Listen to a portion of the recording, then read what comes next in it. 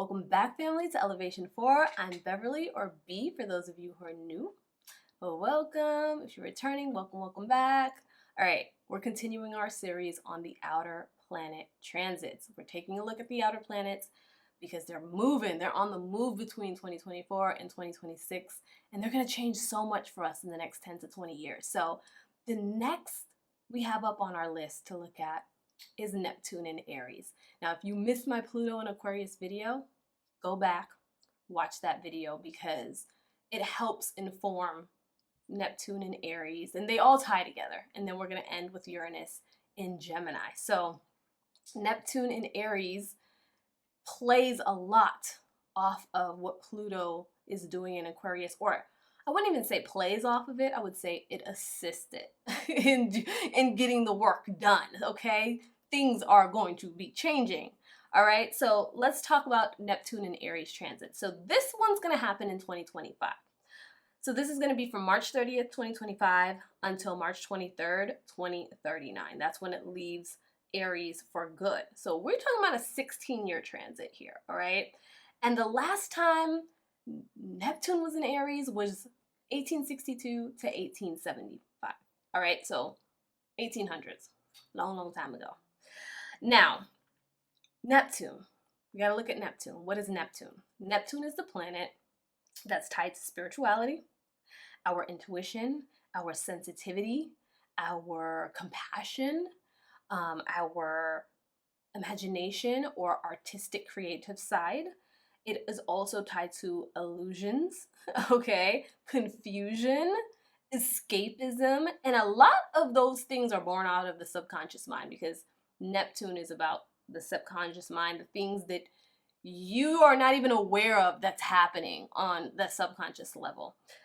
And sometimes it's hard to grasp what's happening with Neptune in play because the illusions, the deception, the vagueness of it, because you can't grasp it, you can't put your finger exactly on it. It's kind of hard to like harness in sometimes. So that's Neptune energy, okay? Then we have Aries. Aries energy, it's the first of the zodiac signs, and it's first for a reason because it's the pioneer. It's the one that gets the ball in motion. It's the passion, the energy, the drive, the determination to push things forward, to get things started, to blaze a new path, to go anew. And it coincides with the spring where everything, the newness comes in. It's a fresh start. That's Aries. Aries kicks it off. Aries is also impulsive. Aries can be very selfish, can be rash, can be harsh, can be rough, can be just frustrating. Aries energy is that warrior energy. So the same thing that makes it a benefit or a strength is the same thing that makes it a weakness. Too much passion turns bad. Too much drive and determination actually goes backwards. Too much pushing, too much aggression, too much of this, too much, it's about competition and all of that. And it's like, it can turn into these not so helpful things, right? So there's a delicate balance that's required with Aries. Now with Neptune and Aries, you got to put those things together. Aries wants action. It wants to go now. It wants to move on its passions. It doesn't want nobody to tell it what to do. Like, I'm doing this, I'm blazing this path forward, get beside me or get behind me. So there's going to be a focus on independence, asserting your own identity, and being very determined to do that and not letting anyone get in your way. And if they get in your way, the pop-off is there. The pop-off is there. The anger is there, the short-temperedness, the impulsive actions. This is war energy. I said it. It's war energy. That is Neptune in Aries. And like I said, the last time Neptune was in Aries was around the late 1800s. What happened there? The American Civil War.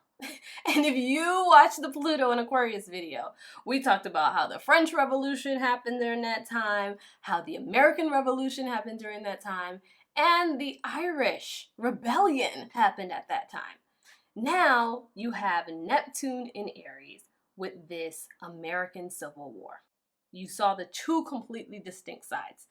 And this is what Neptune and Aries in this era is also starting to show us as it's forming that there's starting to be a real clear divide. No more walking the gray area, either left or right. You're either on this side with it or you're on that side with it. And back at that time in the late 1800s, when you had this American Civil War, you had those who wanted to expand slavery in America, and then you had those who were opposed to it.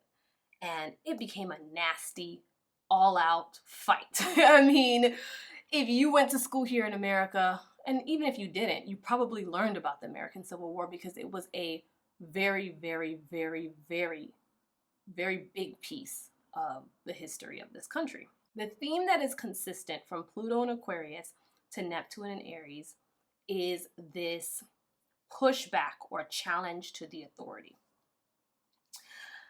And it's resulted in violent conflict. Why? Because we're dealing with masculine energy. Aries is masculine energy. Aquarius is masculine energy. Yes, you have air and fire, but they're both masculine energy. So violent conflict, clashing of views, two distinct sides. These are all the makings of things that we're seeing here. And it doesn't have to be here in America. Don't limit yourself to just seeing it here.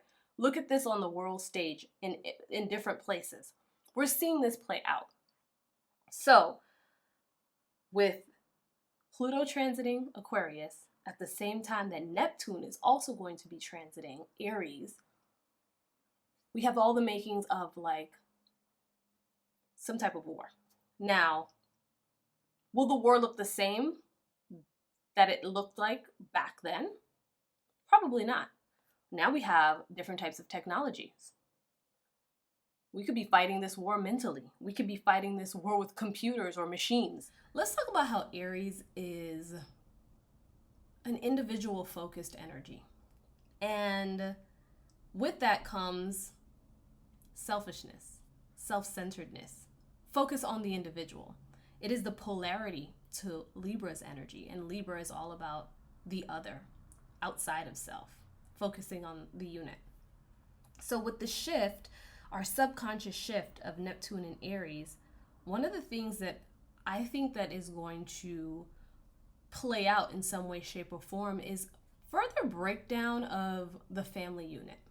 And when I say further breakdown of the family unit, it's going to be less about sacrificing to let's have children and do the things and keep like this traditional family structure, and being more about like, actually, I want to do what's best for me and elevating myself or putting myself in the best position.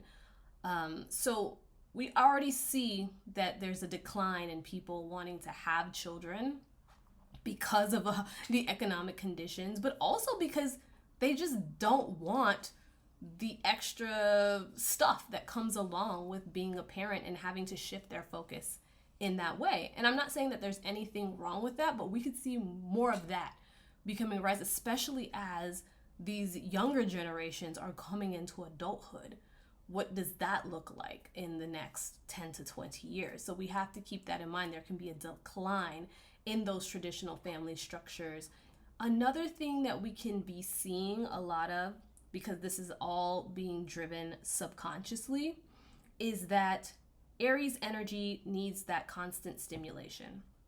It's fast moving, it wants to move, it doesn't want to be bored, it wants adventure, it wants excitement. And so relationships or traditional ideas of relationships may be challenging and have to transform, or maybe transforming through this process as well. Maybe people aren't going to be sticking in long-term relationships. Or if they are in longer-term relationships, that relationship has to constantly go through iterations to keep things fresh, exciting, and stimulating. So relationships become something that is going to look different. And I know that we're already seeing that, right? Like people are not conforming to these traditional like gender roles, and it's like every man or woman for themselves. You take care of you, I'll take care of me, and we'll come together and we'll have fun, we'll do the things, and we'll be on to the next one when need be. So it's, I think, a little bit more of that detachment is coming in. And with the rise of, social media and us being online and all of that type of stuff, we've already seen that coming into play, but I think it could be even more so, especially when we're talking about the technology that's coming in, that's going to keep us more locked in on our computers or locked in on these devices. We have VR headsets, we have all kinds of things that are coming in, and we're just seeing the beginning of it, but we have no idea how this is going to take over. So that is one thing to keep in mind, is the relationships and the quality of relationships and how they change. So let's shift gears and talk about fashion, because Neptune definitely is what dictates our fashion trends collectively. Like, what are we subconsciously attracted to on a collective level? And while Neptune was in Pisces, it was all about the glamour era. It was about just the long lashes and the nails and the sparkles and I know I'm talking about this from a woman's perspective, but men, you know what a glamour looks like on the man side too. So, but it was just very much about that. And with it in Aries, with Neptune going into Aries, it's not about that at all. It's like, we don't want the fake build a body. We don't want the, smoke and mirrors illusion where you're making everything look glamorous and pretty, and then when you peel off that makeup, you look like, who? This is not the same person that put the makeup on, because they look like two completely different people. We're rejecting all of that with Neptune and Aries, and it's more about just simplicity, comfortability. It's about being bold, like bold colors though, clean lines, very sleek, also athletic wear. It's more realness, more rawness. So we can be looking at a lot of combat wear, like military inspired wear, construction, uniform-esque, like blended with our fashion. People are going to be pushing away more of like the big glamorous designer labels and looking towards more like small and upcoming, fashion labels and lines that resonate more with the themes that I'm talking about, that speak to them. And one person that I think tapped into this energy way before its time, or kind of was in tune with the energy, was Kanye West. If you look at his clothing line, that's a really good indicator of what fashion for Neptune and Aries is going to continue to push. When it comes to our spirituality, Neptune and Aries is all about embracing what is working for you. The illusion or deception of kind of what we saw with like religion on the mass level, churches, all of that started crumbling during the Pisces era. And what you have now is a lot of people who are now piecemealing what spirituality looks like or religion looks like for them. It's not following one specific way anymore. It's like, okay, I like this element in Buddhism. I like this principle in Christianity. I like this principle in Taoism. I like this principle in the Muslim community. And I'm going to blend it all together and I'm going to make what works for me.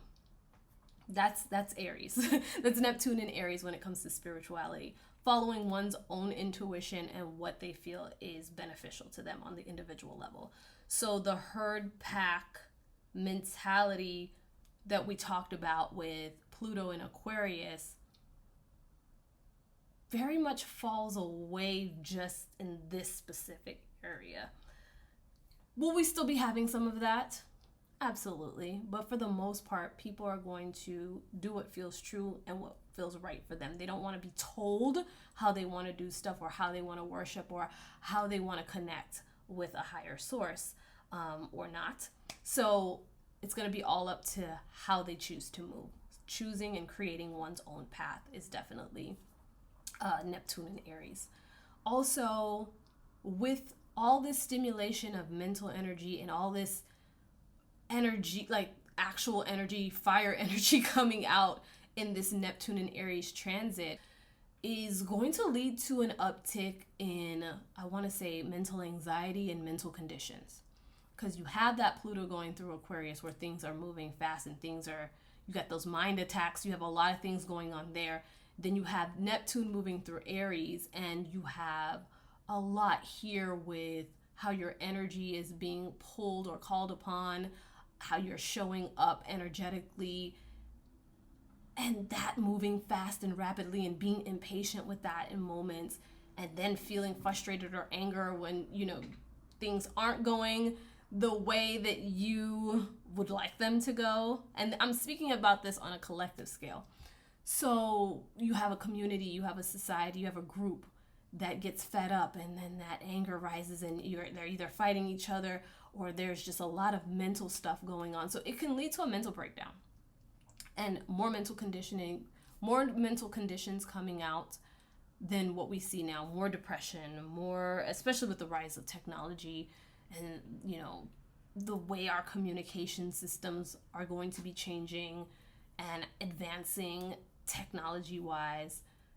It's a lot on the human mind and spirit. And if you're not consistently grounding yourself and finding the time to center and balance, so that you're not allowing your anger to carry you off in one direction, you're not leaning too far into that masculine energy, you are balancing it with your feminine nature, then you're gonna go under. You're gonna go under. You're not going to mentally survive. So you're gonna see a lot of people dealing with mental issues, mental health issues, and yeah, I'll leave it at that. So that was Neptune in Aries. Just kind of some high level things to keep in mind and watch for. Boy, we are almost done. We have one more video, Uranus in Gemini, and I want to go ahead and do that third video and wrap up this series, so you know, as we're hitting every year, 2024, 2025, and 2026, what's coming down the pipeline. And yeah, that will be the next video, and I will see you all then. I hope you enjoyed it. Leave me a comment down below what you think, and I'll see you in the next one. Peace.